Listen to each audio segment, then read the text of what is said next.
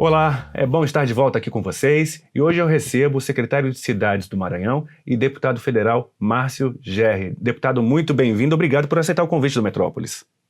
No último mês, o senhor acionou o Ministério Público Federal denunciando o presidente Jair Bolsonaro por crime contra a saúde pública. Qual foi a justificativa desse pedido, secretário? Nós fizemos uma representação ao Ministério Público por conta para que se averiguasse a prática de crime de improbidade e de crime contra a saúde pública aqui no estado do Maranhão, quando da passagem do presidente Bolsonaro, da sua última vez aqui ao estado do Maranhão. Protocolamos, então, esta representação, como eu disse, pela prática de crime contra a saúde pública e também de improbidade administrativa. O que ocorre? O presidente veio ao Maranhão descumprindo normas sanitárias, explicitamente descumprindo normas sanitárias, promovendo aglomerações e a não utilização de máscaras. Mas uma atitude bem comum, infelizmente, do presidente da República, que tem, desde o início da pandemia, se comportado como um ativo aliado do coronavírus, e não, como se esperava, um defensor do povo brasileiro.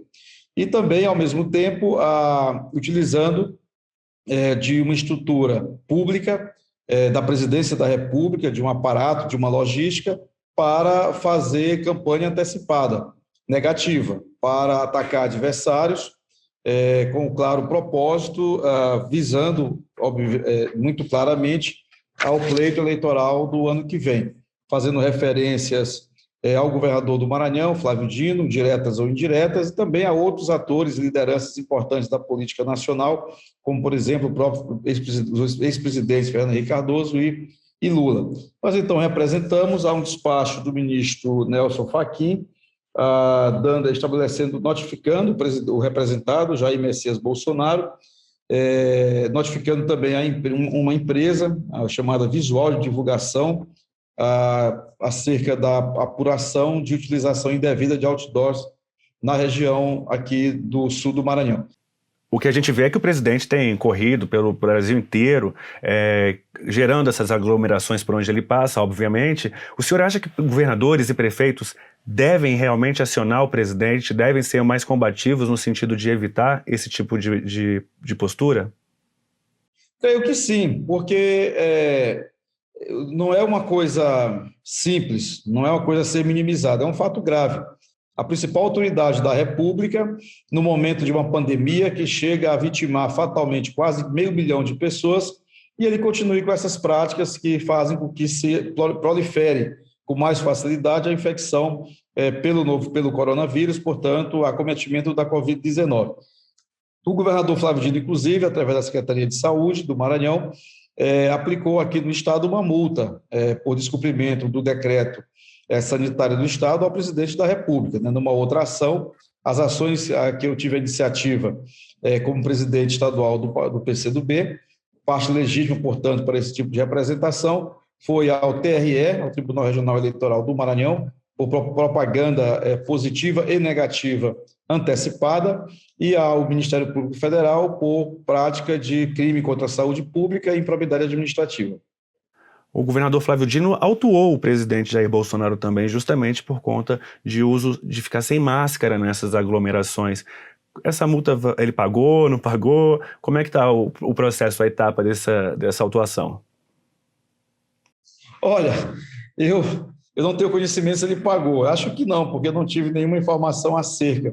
Deve estar recorrendo dessa multa, né? O presidente da República deveria estar pagando multa por graves cometimentos. Aliás, a multa maior que ele deveria ter pago já era a de ter sido impedido de continuar governando legalmente, democraticamente, de a Câmara ter acolhido um dos tantos e tantos e tantos pedidos de impeachment dele, por crimes de responsabilidade seguidos, reiterados e cada vez mais graves.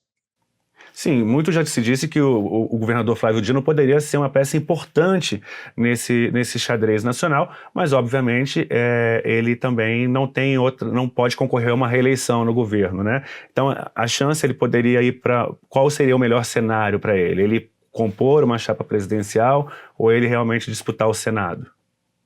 O governador Flávio Dino, inegavelmente hoje, é uma liderança de expressão nacional. Tem atuado muito no debate público, no debate político do país, Isso o coloca como um interlocutor frequente daqueles que buscam construir cenários para as eleições do ano que vem. Tem sido também fustigado com frequência pelo presidente da República, que obviamente vê nele também potencial de presença com muita proeminência na cena política nacional. Ao mesmo tempo, o governador Flávio Dino mantém uma agenda administrativa muito intensa, que faz com que ele possa apresentar ao Brasil também um portfólio muito exuberante de realizações administrativas, de conquistas como gestor público, em meio a uma grave crise econômica. O governador Flávio Dino iniciou seu governo em 2015, quando a economia já dava sinais de abalo, e vai concluir o seu mandato sob uma pandemia, que em si mesma é grave e que aprofunda ainda mais a crise econômica. Então, o governador Flávio Dino tem uma performance política bastante vistosa, eu diria hoje, para todo o Brasil, e, ao mesmo tempo, tem a legitimidade de ser um governo exitoso nos desafios administrativos. Contudo, e apesar disso tudo, o governador fixou como objetivo não o plano nacional. O objetivo do governador é a disputa do Senado ano que vem. Ele é pré-candidato ao Senado da República, esse é o objetivo fixado. Isso pode se alterar. A conjuntura política, bem sabemos todos, ela é sempre muito dinâmica, né? A eleição ainda está longe, nós estamos ainda no mês 6 do ano anterior ao pleito eleitoral, em que sequer as regras eleitorais estão definidas, há muitas coisas ainda em debate no Congresso Nacional.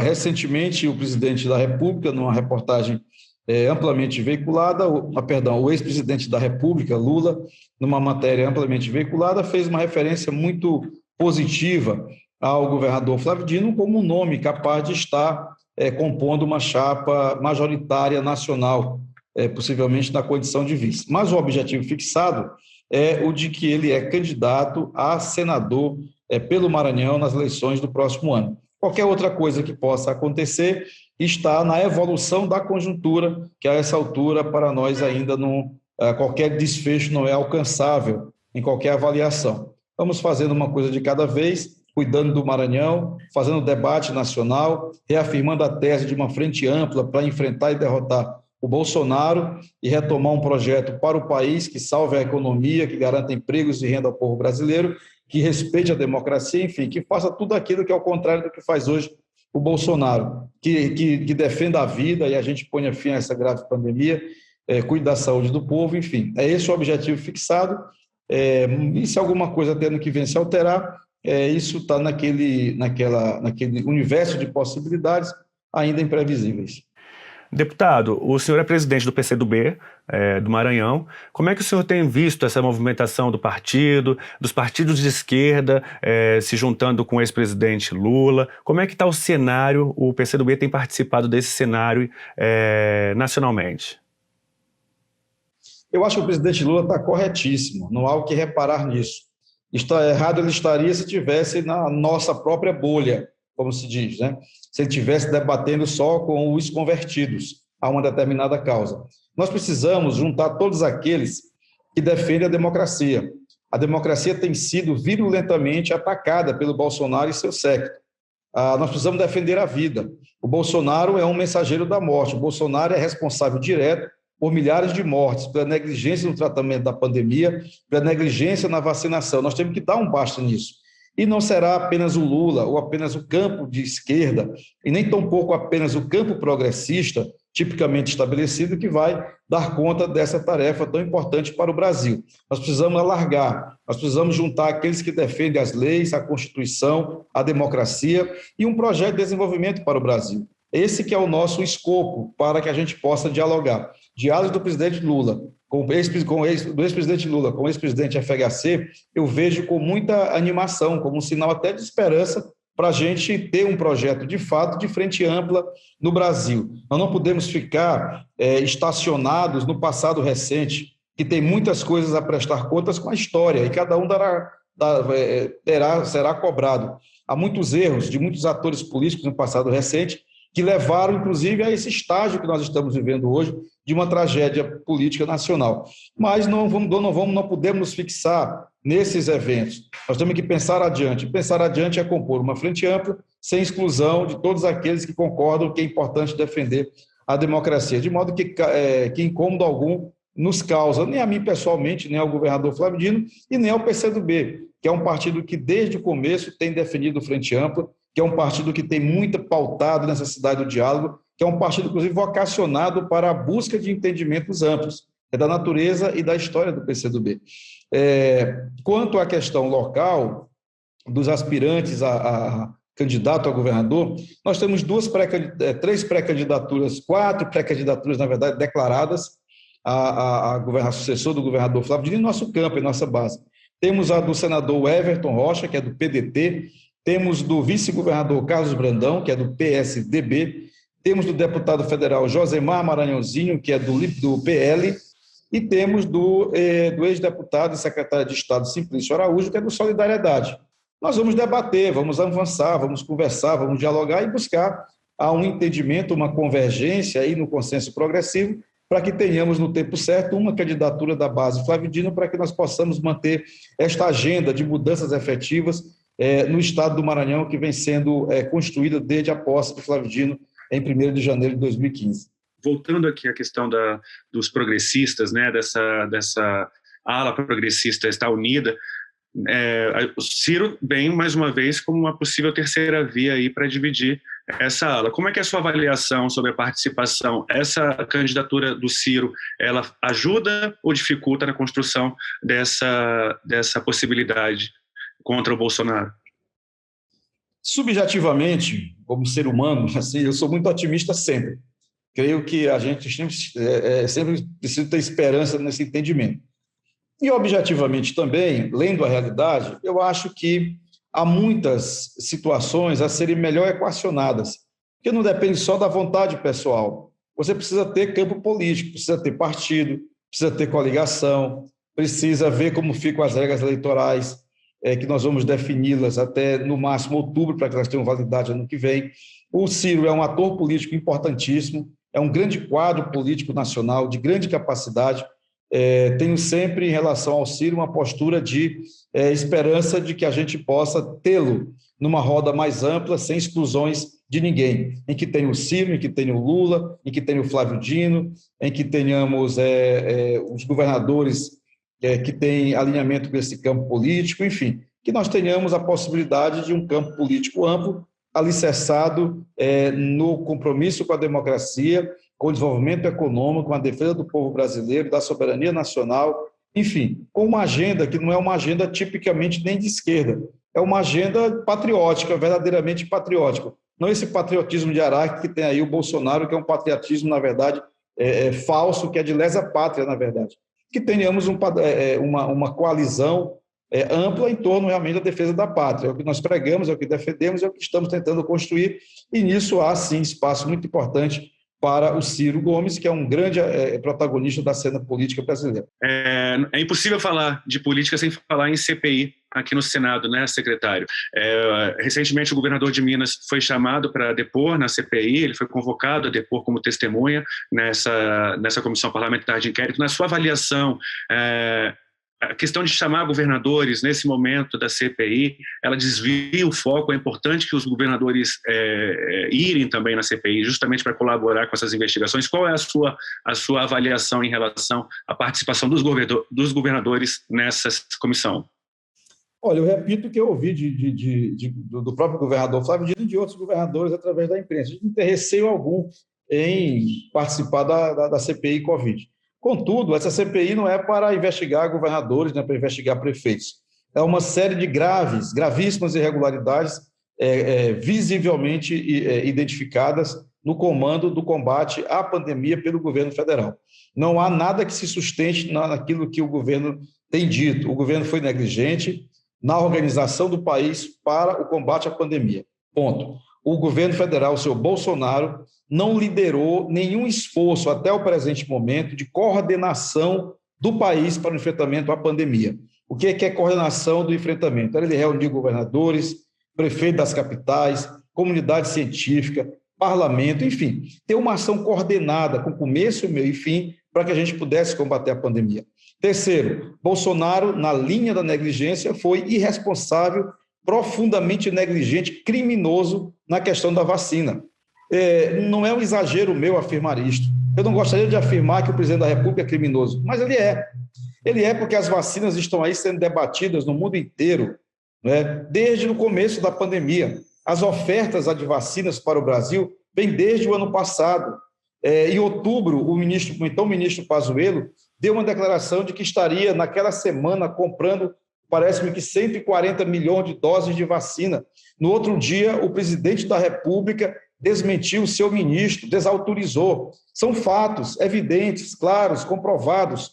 Isso tudo nos chama a ter que cobrar a responsabilidade. Então, a CPI precisa chegar nesse ponto, precisa formar um conjunto sistematizar informações e formar um juízo acerca do que, de fato, vem acontecendo no Brasil para punir responsabilidades, mas também para coibir, para impedir que esse quadro continue se desenvolvendo no país. Vejamos, a pandemia não acabou, não há prazo fixado para a pandemia acabar. E a pandemia termina, inclusive, numa relação direta com políticas eficazes de combate a ela, entre as quais está, sobretudo, a vacina no momento, mas outras medidas também. Esqueci de falar também, Caio, na primeira abordagem, da imensa responsabilidade de Bolsonaro com a economia. Você lembra, eu estava na Câmara nesse período, estou de licença agora, porque estou no cargo de secretário de Estado, aqui no Maranhão, mas a luta que fizemos, assim, hercúlea, para aprovar o auxílio emergencial no Congresso Nacional, do jeito que foi importante para o povo, porque o Bolsonaro queria pagar aquela merreca lá de R$300, de 200 depois de 300, nós aprovamos os 600, tivemos que fazer o debate de novo em junho para manter o auxílio emergencial, depois um debate imenso, uma luta imensa para não reduzir de 600 para R$300 o valor, e depois virou o ano, a pandemia não acabou, e o que aconteceu? O auxílio emergencial foi reduzido. O orçamento de guerra que nós aprovamos, a incapacidade do governo federal foi absurda, de não chegar a executar 50% do que estava orçamentariamente disponível para o combate à pandemia e para o reforço da economia em nosso país. Então, uma guerra muito grande o tempo todo contra o vírus, para segurar a economia, para proteger os trabalhadores, proteger os municípios, proteger os estados. E tudo isso o Bolsonaro na contramão. O que a CPI da Covid tem que focar é exatamente isso, é esse conjunto trágico de responsabilidades e de práticas equivocadas do presidente da República e de sua equipe. Mas se quiser ouvir governador, eu acho que governador nenhum, pelo menos, eu digo assim, o nosso governador, o governador Flávio Dino, nada tem a temer de CPI, né? Acho até que se ele for numa CPI, tem muitas coisas a falar da avaliação desse processo, que talvez até incomode muito ao governo querer ouvir. Secretário, o senhor é um dos nomes mais importantes do primeiro escalão do governador Flávio Dino aí no Maranhão, onde foi identificada, foi confirmada o registro da primeira variante no Brasil, né, essa variante que foi identificada originalmente lá na Índia. Então foi no Maranhão a primeira confirmação. Como que o Estado tem atuado para evitar que essa cepa ela saia, ela transite, ela se prolifere pelo país, pelo Estado e pelo país também? Há um tratamento muito responsável, muito sério, permanente do governo do Estado, através da Secretaria de Saúde, que mobilizou, inclusive, o Ministério da Saúde, o ministro aqui esteve, por conta exatamente deste caso da cepa indiana. O navio que não chegou a ancorar em Porto Maranhense. Ele está na costa, quando chegou, ficou na costa maranhense. E tem gente que absurdamente achava que a gente não deveria ter nenhuma medida humanitária com aqueles tripulantes ali. Você imagina que deu debate na internet de que a gente devia simplesmente ignorar, não ter nenhuma medida, nenhuma forma de tratamento para aquilo ali. É um absurdo. Claro, todas as providências foram tomadas com todos os cuidados sanitários, com todos os cuidados clínicos, todos os cuidados médicos, né? O Ministério veio aqui, em face disso, foi ampliada a oferta de vacinas para São Luís, em 300 mil doses adicionais, muito importante para a cidade. O governador Flávio Dino fez um apelo e o ministro atendeu, de que não fosse apenas para São Luís, que fosse para a grande São Luís, ou seja, a região metropolitana, a ilha de São Luís, não toda a região metropolitana, mas a ilha de São Luís, São José de Ribamar, Pasto, Lumiar e Raposa, e nessas 4 cidades o incremento da vacinação por conta também deste episódio. E todo o suporte clínico foi dado a esses pacientes e todos os cuidados tomados no sentido de que não houvesse nenhum tipo de descontrole e contaminação a partir dessas pessoas infectadas que estavam neste navio. Secretário, com tantas pautas importantes aí vindo para a pauta do Congresso Nacional, o senhor pensa em sair da Secretaria aí do Maranhão e voltar para o seu mandato aqui em Brasília? Me perguntaram isso mais cedo. Eu conversei com o meu suplente, eminente deputado Gaston Vieira, ex-ministro. E como nós estamos de acordo com as pautas, 100%, não há razão para eu voltar. Por favor, fique à vontade para as suas palavras finais. Eu agradeço aqui. Nós estamos, Caio, num momento da agenda política muito intenso esses dias. Nós, do PCdoB, lutando muito pela federação partidária. Há todo um debate no meio político em torno disso. Outras forças políticas tentando repautar o distritão. Então, nós estamos vivendo assim, esta semana, na outra, agora, meados de junho, agora, um debate muito intenso sobre regras eleitorais. E, em meio a isso, nós temos buscado um caminho que fortaleça o campo de esquerda, que faça com que o PCdoB possa encontrar caminhos de superar a cláusula de barreira no passado, de manter a sua influência política no Congresso Nacional, especialmente na Câmara dos Deputados, extensivo àquilo que já tem na sociedade, como um partido com forte atuação social todos os dias. Esse debate tem nos ocupado, tem nos chamado a atenção, estamos muito presentes nele e acho que vamos criar no Congresso Nacional, nos próximos dias, fazer alterações importantes para o pleito eleitoral já do próximo ano. Bom, assim a gente vai chegando ao fim da nossa conversa. Secretário, muito, muito obrigado pela sua participação. E você que ficou com a gente até agora, muito obrigado pela companhia de sempre. É um prazer estar aqui. E lembre-se, cuide da sua família, se cuide e se sair, use máscara e álcool em gel. Até mais, até a próxima. Tchau.